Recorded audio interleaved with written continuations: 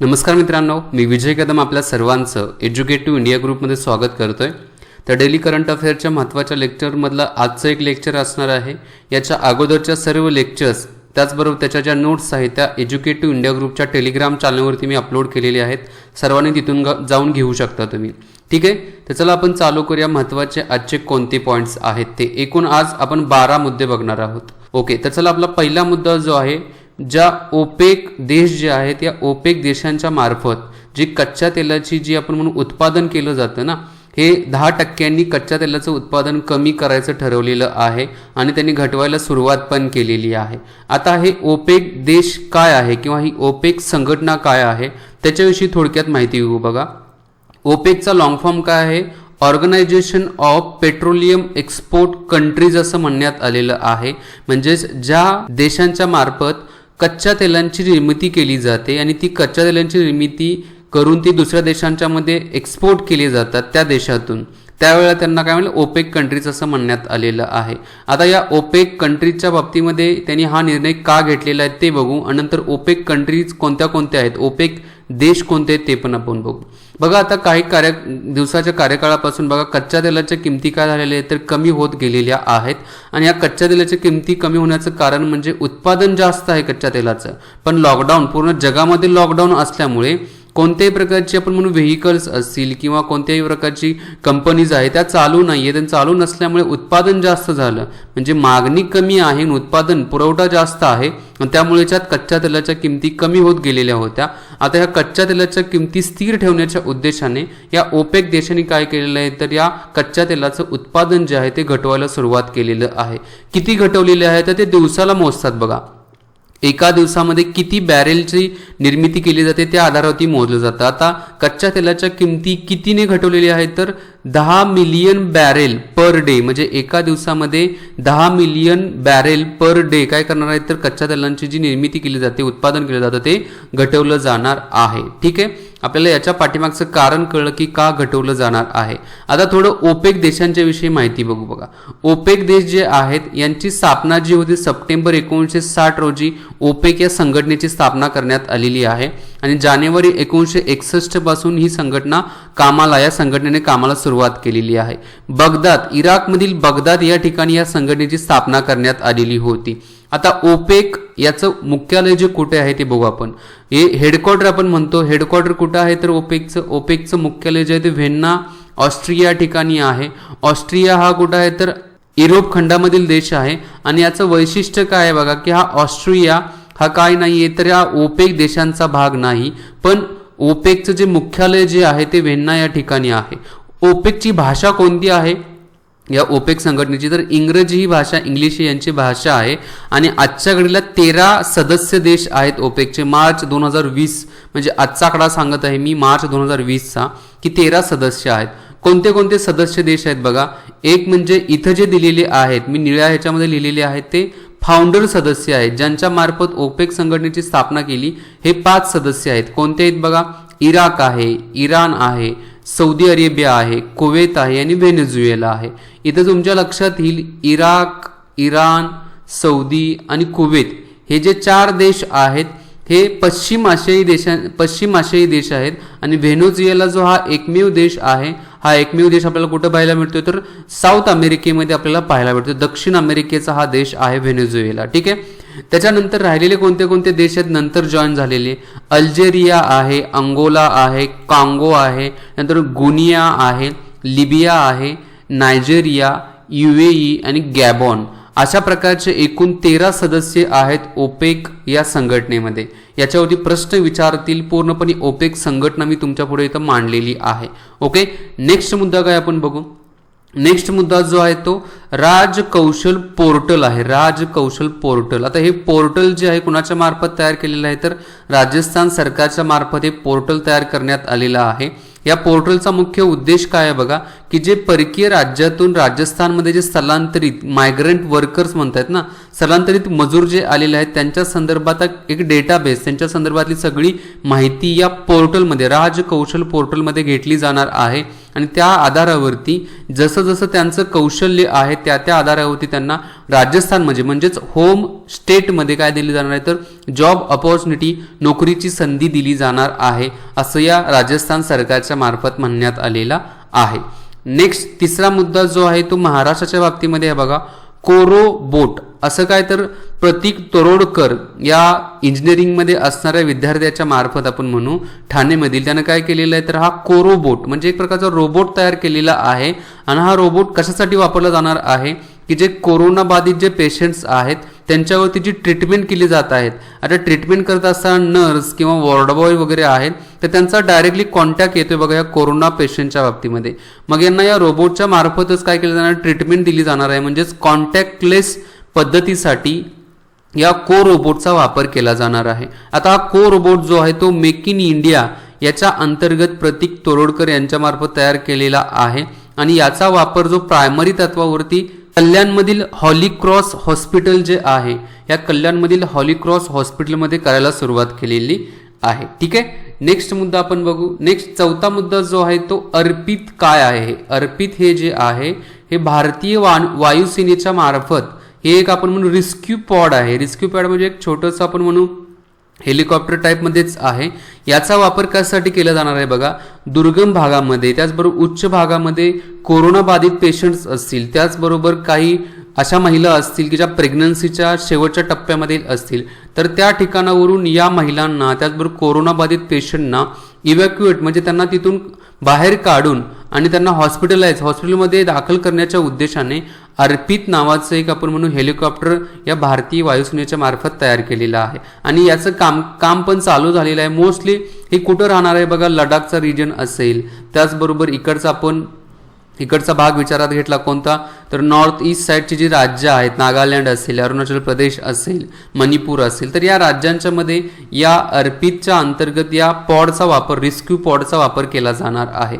आता या अर्पितचा long form पण काय आहे ते लक्षात ठेवा, airborne rescue pod for isolated transportation असं म्हणण्यात आलेलं आहे. आणि याचा वापर करायला सुरुवात केलेली आहे. परीक्षेला प्रश्न विचारतील की अर्पित हे काय आहे. नेक्स्ट पाचवा मुद्दा जो आहे हा प्लांट हेल्थ क्लिनिक संदर्भात आहे. रोपांच्या आरोग्यासाठी दवाखाना हा कोणत्या राज्याने चालू केलेला आहे, तर नॉर्थ ईस्ट साईडचं राज्य जे आहे, उत्तर पूर्व राज्य जे आहे मणिपूरच्या मार्फत हा काय केलेला आहे, तरी आपण म्हणू की प्रकल्प हे क्लिनिक जे आहे ते चालू केलेलं आहे. मणिपूरचे जे सीएम आहेत एन बिरेन सिंग यांच्या मार्फत काय करण्यात आलेलं, तर हे क्लिनिक चालू केलेलं आहे. आता या क्लिनिक चालू करण्याचा उद्देश काय बघा, मणिपूरची जी अर्थव्यवस्था जी आहे ही अर्थव्यवस्था जर आपल्याला चांगली सुधारायची असेल तर हॉर्टिकल्चर आणि त्याचबरोबर शेती म्हणजे ॲग्रिकल्चर या दोन्हींच्या वरती भर देणं काय गरजेचं आहे. त्या उद्देशानंच ही प्लांट हेल्थ क्लिनिक जे आहे ते चालू केलेलं आहे. त्याचबरोबर मोबाईल सॉइल टेस्टिंग लॅबोरेटरीज ची व्हॅन एक तयार केलेली आहे. मोबाईल म्हणजे एका ठिकाणावरून दुसऱ्या ठिकाणी जी काही व्हॅन असणार आहे ती जाऊन जी काही सॉइल जमिनीतली जी माती वगैरे आहे या मातीचं परीक्षण केलं जाणार आहे. आणि हेही त्यावेळेलाच लॉन्च करण्यात आलेलं आहे. Mobile soil testing laboratory van जी आहे याचीही काय केलेलं आहे, हे पण लॉन्च केलेलं आहे. ठीक आहे. नेक्स्ट मुद्दा आपण बघू. सहावा मुद्दा काय बघा, राज्य अन्न सुरक्षा निर्देशांक आता रिसेंटली जाहीर करण्यात आलेले आहेत. राज्य अन्न सुरक्षा याला स्टेट फूड सिक्युरिटी इंडेक्स असं म्हटलं जातं 2020. याच्यामध्ये टॉप लेवलला जे राज्य आहे ते गुजरात 1 नंबरला आहे, 2 नंबरला तमिळनाडू आहे आणि 3 नंबरला महाराष्ट्र आहे. आता हे झालं राज्यांच्या बाबतीमध्ये. जर आपण केंद्रशासित प्रदेशांचा विचार केला तर सगळ्यात टॉप लेवलला राज्य अन्न सुरक्षेच्या बाबतीमध्ये कोणता आहे, तर चंडीगड हा केंद्रशासित प्रदेश आहे. ठीक आहे. आत्ताच्या घडीला आपल्या भारतामध्ये किती केंद्रशासित प्रदेश आहेत मला खाली कमेंट बॉक्समध्ये सांगायचं आहे. आजचे किती केंद्रशासित प्रदेश आहेत. ठीक आहे. आता राज्य सुरक्षा अन्न सुरक्षा निर्देशांक कोणाच्या मार्फत काढला जातो, तर food safety and standard authority of इंडियाच्या मार्फत हा निर्देशांक काढला जातो. FSSAI. आपण जे लेज खात असेल त्याचबरोबर आपण जे कुरकुरे खात असेल यांना जी मान्यता वगैरे दिली जाते तर या food safety and standard authority of इंडियाच्या मार्फत दिली जाते. थोडक्यात खाद्यपदार्थाच्या बाबतीमध्ये गव्हर्नमेंट मान्यता जी असते ती FSSAIच्या मार्फत दिली जाते. नेक्स्ट मुद्दा आपण काय बघू, नेक्स्ट 7वा मुद्दा जो आहे तो ओडिशाच्या बाबतीमध्ये आहे. ओडिशा सरकारच्या मार्फत काय केलेलं आहे बघा, आदिवासी विद्यार्थ्यांच्यासाठी 3 असे मोठे एज्युकेशनल शैक्षणिक कॉम्प्लेक्स तयार करायला हाती घेतण्यात आलेले आहेत. आणि या कॉम्प्लेक्समध्ये असं सांगण्यात आले की प्रत्येक कॉम्प्लेक्समध्ये साधारणतः 3000 विद्यार्थी शिकतील अशा पद्धतीचे हे कॉम्प्लेक्स असणार आहे. आणि हे एकूण 3 जिल्ह्यांच्या मध्ये आहे. कोणते कोणते 3 जिल्हे आहेत बघा, कंजोर आहे, सुंदरगड आहे आणि मयूरभंज. या 3 जिल्ह्यांच्या मध्ये हे 3 महत्वाचे मेगा एज्युकेशनल कॉम्प्लेक्स जे आहे ते ओडिशा सरकारच्या मार्फत निर्माण केले जाणार आहेत. आदिवासी विद्यार्थ्यांसाठी आहे ते पण माहिती असून दे. नेक्स्ट 8वा मुद्दा जो आहे तो पाकिस्तानच्या बाबतीमध्ये आहे बघा. पाकिस्तान संघ जो आहे या क्रिकेट संघाच्या बाबतीमध्ये आहे. लक्षात घ्या, पाकिस्तान संघ म्हणजे कोणता, तर क्रिकेट. तर पाकिस्तान क्रिकेट संघाचे जे बॅटिंगचे कोच जे आहेत युनुस खान यांची नियुक्ती केलेली आहे. युनुस खान हे एकमेव पाकिस्तानचे फलंदाज आहेत की ज्यांनी टेस्ट क्रिकेटमध्ये म्हणजेच कसोटीमध्ये 10,000 धावा पूर्ण केलेल्या आहेत. एकमेव पाकिस्तानचा क्रिकेटर आहे, बॅट्समन आहे. 118 क्रिकेट टेस्ट खेळलेले आहेत आणि ओनली 1 पाकिस्तान काय आहे तर बॅट्समन आहेत. 17 वर्षाच्या करिअरमध्ये त्यांनी 10,000 रन केलेल्या आहेत. ठीक आहे. नेक्स्ट मुद्दा आपण काय बघू, 9वा मुद्दा जो आहे तो वर्ल्ड बँकेच्या बाबतीमध्ये आहे. याच्यासाठी तुम्हाला प्रश्न आहे, वर्ल्ड बँकेची व्हिडिओ वाटल्यास इकॉनॉमिकच्या लेक्चर सिरीजमध्ये तुम्हाला पाहायला भेटेल. वर्ल्ड बँकेची स्थापना कधी झालेली होती, वर्ल्ड बँकेची स्थापना करण्यासाठी एक कॉन्फरन्स झाली होती. त्या कॉन्फरन्सचं नाव काय आहे, कारण त्यावेळेला वर्ल्ड बँक आणि त्याचबरोबर IMFच्या स्थापनेची काय करण्यात आली होती, शिफारस करण्यात आलेली होती. ती कॉन्फरन्स कोठे झाली होती, त्या कॉन्फरन्सचं नाव काय होतं ते पण मला सांगा. वर्ल्ड बँकेची स्थापना कधी झाली होती, तारीख पण मला सांगा. आणखी एक महत्त्वाचे, आजचे वर्ल्ड बँकेचे जे चेअरमन आहेत ते पण कोण आहे ते खाली मला कमेंट बॉक्समध्ये सांगा. आता आपल्या मुद्द्यावरती येऊ. वर्ल्ड बँकेने काय केलेलं आहे, भारताचा विकास दर जो आहे हा 2020 मध्ये 3.2% असेल असं सांगण्यात आलेलं आहे.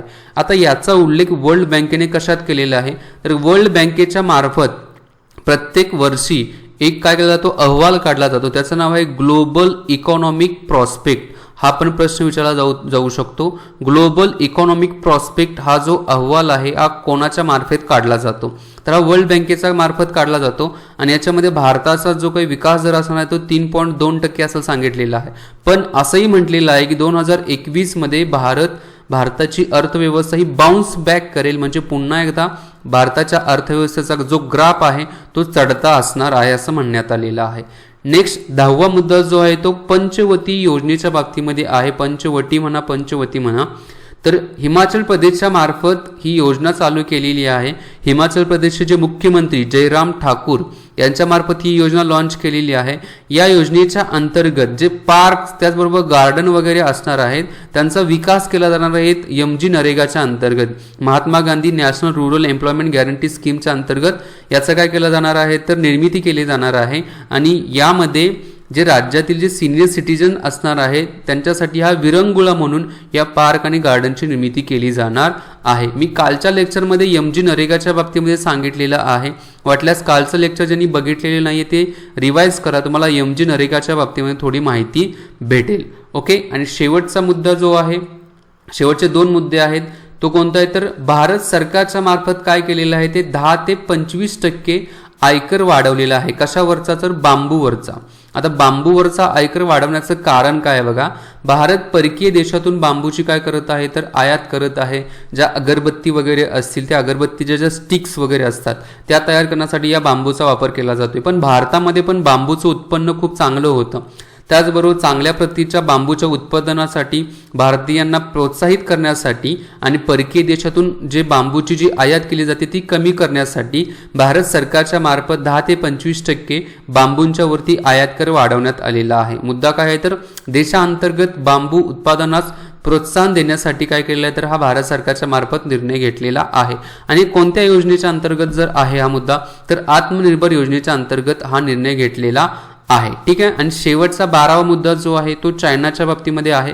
चायनाने आत्ताच बघा त्यांनी कशा पद्धतीने कोविड-19ला हरवलं, कशा पद्धतीने कोरोनाचा प्रादुर्भाव जो होता तो कमी केला, त्याच्या संदर्भात बघा श्वेतपत्रिका, व्हाईट डॉक्युमेंट आपण म्हणतो ना, ते जाहीर केलेलं आहे. Document submitted by the China. काय नाव आहे त्या डॉक्युमेंटचं तर फायटिंग कोविड-19.